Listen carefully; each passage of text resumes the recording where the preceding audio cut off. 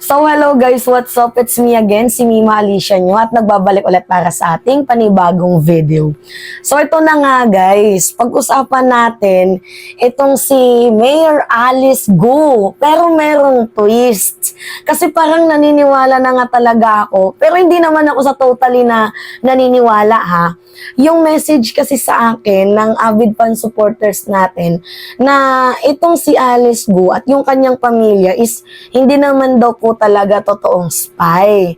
Dahil yung kanilang pamilya is nag-transferred lang talaga dito sa Pilipinas para po ma-expand ang kanilang negosyo. Kasi mga negosyante nga talaga nung pumunta itong pamilya ni Alice Go dito sa Pilipinas. And gusto nilang magkaroon ng mga lupa, mga real estate property.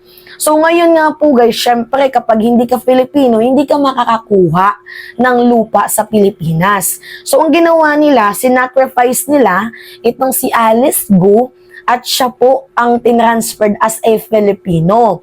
Pero kung mapapansin din ninyo, parang medyo may katotohanan din ng slight. Huwag natin paniwalaan kasi chika lang to. Kaya nga pag-uusapan natin si Alice Go with the twist, di ba? Kaya nga kung mapapansin ninyo, lahat ng mga lupain nakapangalan sa kanya. So anyway, yan yung pag-uusapan natin today. So kagabi nga po guys, dinisclose na nga ni Senator Win Gatchalian itong posibleng pagkakakilanlan, real name ni Mayor Alice Go. Na hindi naman po talaga Alice Go yung kanyang pangalan, bagkus posible na ang totoo niyang pangalan ay Go Guaping. Naku po, guwaping. Sana all, guwapito.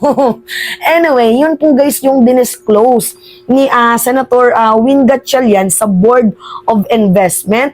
Dito nga po sa Go Family Application for Special Investor Resident Visa. Kaya nga guys, kung matatandaan ninyo, no, hanggang yung memories lang ni Alice Go, yung nung 14 years old ako, if I'm not mistaken, hanggang doon lang yung naalala niya eh. Kasi hindi naman talaga siya true-blooded Filipino. Bagkus doon talaga siya lumaki sa Fujian, sa China.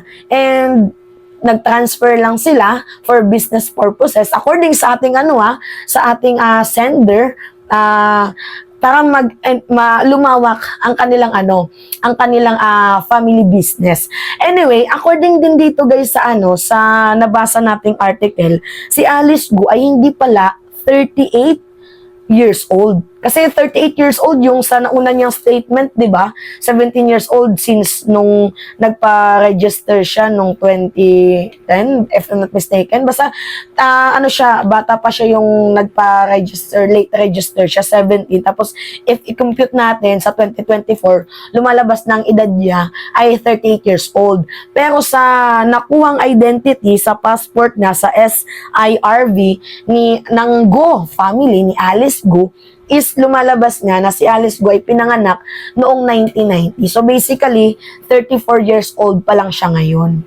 So yung tinutukoy niya din na Len Winnie, yun din pala guys ang nag-register sa kanya sa SIRV na nakalagay din doon na mother niya. Which is, yun po, tinanggi niya, di ba? Kung matatandaan ninyo, ang sabi niya, hindi niya kilala si Len Wenyi. Pero yung nakakapagtaka dito, bakit magkakasama kayo sa isang bahay? 'Di ba? And then, yung pinaka nahihipokritohan lang ako, yung nagpa-interview siya kay Karen Davila na ang sabi niya, siya po ay isang love child. Kumbaga siya po ay yung nanay niya is katulong, tapos yung tatay niya, yung amo, talagang kay drama yung buhay ni Alice Go, no? Na yung tatay niya is tawag dito, yung tatay niya is amo, tas yung nanay niya is katulong. So ngayon, ang nangyari daw po guys, nabuntis yung mother, after nung pinanganak, iniwan na daw sila. Pero yung plot twist again dito guys, 'di ba sabi mo nag-iisa ka lang na anak? Eh bakit sinundan ka pa ng dalawa na si Shimin at si Sheila? Lialgo. Lialgo din ang apelido. Eh sabi mo, nag-iisa ka lang na anak. So ngayon nga po guys, sayang no, nasa break ang ang Senado ngayon. Sayang hindi na natin makikita kung paano gisahin ni Senator Risa Ontiveros itong si Mayor Alice Go. Sayang nga, kaya nga medyo nasasayangan ako ng konti kasi nasa break ang Senado ngayon. Pero pwede naman tong i-close door, no? Pero anyway, hindi na na-disclose sa media. Sayang lang, nasasayangan lang ako. Anyway, ito na nga guys. Diba nakita nyo na yan? Okay. Yan po guys ay itinanggi din ni Alice Go. Yang picture na yan. No? May balita tayo. Tingnan nyo ha. Itinanggi ni Mayor mo. Ni Mayor Alice Go na hindi daw siya yan. Kasi napakadami daw pong Alice Go. Ang daming Go na may pilido. At hindi daw yun siya. Kahit kitang-kita naman na kamukha niya yung nandoon sa ID picture. Ang galing no? Pakinggan nyo. Mariin namang iginiit ng kampo ng alkalde na hindi si Mayor Alice Go ang nasa mga dokumentong inilabas ni Gatchalian. Hindi naman siya yun eh. Ang daming buwaping. Ilan ba yung buwaping? Ilan yun? Ilan ba yun? Ang daming buwaping. Ang tanga. Hindi siya yun. Ang tanga talaga nito. Ayoko man lait ha. Ang tanga mo, girl. Wala, syempre, abogado, 'di ba? So, yung nila, yung nila dito, yung trabaho nila is i-defend si Alice Go. Pero kitang-kita naman kamukha ni Alice Go yung nasa picture na si Go Waping. Tapos ngayon itatanggi nyo na hindi siya. What the heck? Anyway. Kanina, nagpadala ng sulat si Mayor Go sa pamamagitan ng kanyang mga abogado kay Executive Secretary Lucas Besamin na siya ring chairman ng Presidential Anti-Organized Crime Commission o PAOK. Nakatakda ng sampahan ng non-bailable cases ng PAOK si Go, kabilang ang human trafficking. Just expressing the mayor's intention that she will, that she is one with the commission to uncover the truth and for justice to prevail. Base sa sulat, hinihiling ni Mayor Go na bigyan siya ng isang masusi at patas na investigasyon. Nakakasira na raw sa kanyang reputasyon ang mga walang basihang paratang. Nakakasira yung mga basihan na walang paratang. Actually guys, na-tackle na natin yan. Ang problema kasi dito kay Alice Go, masyadong denial.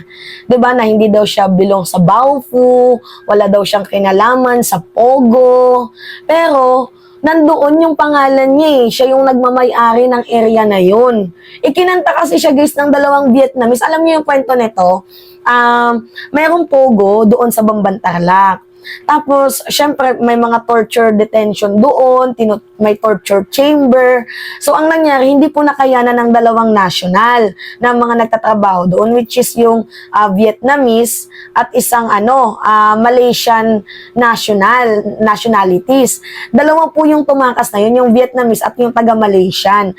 Ang ginawa nila, ikinanta nila doon sa, if I'm not mistaken, sa kapulisan. Tapos doon nagsimula yung pag-grade. And then, nalaman na behind dyan sa Pogo operation na yan, yung pangalan ni Alice Go. So ngayon, nahalungkat yung pagkatao ni Alice Go hanggang sa napunta na dito. So kudos pa din sa dalawang nationalities na tumakas. Dahil kung hindi kayo tumakas, hindi tayo aabot dito. Kaya nga saludo pa din ako sa dalawang nationalities na yon na kumanta. 'Di ba? At least nalaman natin na merong falsification na ginagawa itong si Alice Go. Kaya dapat lang na masampahan siya ng mga non-bailable na kaso. Kasi nang uto siya, nanloko siya. Hindi naman siya Filipino, pero tumakbo dito sa atin. So, kaya nga hindi din malabo na posible siyang spy. According po yan dito sa mga akusasyon ng mga yung mga taga-senado, ng mga tao. Pero sa nakausap na nga natin guys, na taga-Bamban, anyway, papaliwanag natin yan kung ano yung thought nila dito kay Alice Go. So, medyo may plot twist din tong buhay ni Go, no? Anyway. Ito na rin daw ito sa paglilingkod niya bilang alkalde. Hindi raw totoong itinayo ang Baofu Land Development Incorporated para sa money laundering at pagpapatayo ng Pogo Hub. Rehistrado raw ito at itinayo ng naayon sa batas. Pero hindi na siya konektado sa Baofu bago pa man siya mahalal noong 2022. Giit pa ni Go, wala siyang kahit anong kinalaman sa kidnapping, illegal detention at human trafficking. Nagbabalita mula sa Frontline, Maricel Halili, Ang tindi, no? Natitindihan lang ako dito nga sa punto na yung tinanggi niya, yung tinanggi ng kampo nila na hindi daw yun si Alice Gu. Kita naman sa picture, no? Kita nyo naman sa picture na siya yan. You know, posibleng siya. Kasi siya naman talaga yan. Tingnan niyo yung mukha, oh. 'Di ba? Yung ID picture. Anyway, ito na nga guys, yung kwento ko sa inyo. 'Di ba, if you will remember, kinontent ko sa inyo to before, na itong ating isang subscriber, nag-message sa atin, na Mima, wag mo namang akusahan si Alice Gu na spy. Kasi ito yung kwento niya, ito yung version nila.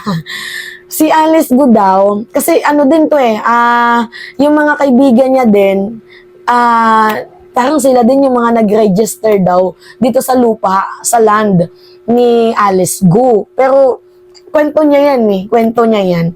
Ang sabi niya sa akin, Mima, wag mong pagkamalang spy si Alice Gu. Naging mabuti siya dito sa amin, sa Bamban. Yun yung pagpapaliwanag niya sa amin.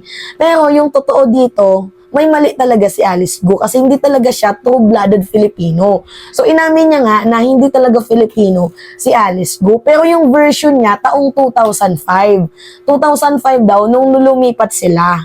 Pero nakita naman natin dito sa dokumento na 2003, 'di ba? Pero ito nga yung catch dito, na lumipat po ang pamilya ni Gu sa Pilipinas para ma-expand daw po ang kanilang business. So para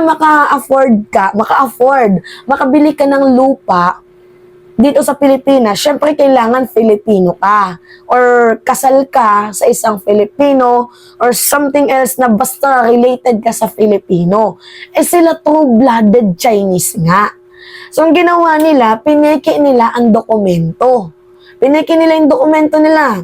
Na yung pineke nila yung dokumento nila. Si Alice Gu registered nila as a Filipino.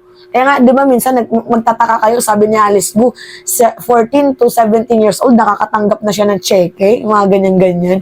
Kaya hindi ako naniniwala dun sa kasinungalingan niya eh. Anyway, yun na nga po guys, nag-transfer sila para ma-expand ang kanilang businesses. Totoo na may piggery sila, totoo na